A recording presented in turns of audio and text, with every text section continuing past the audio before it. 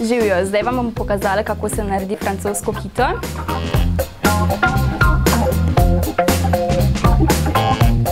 Najboljše, če imate lase zlikane.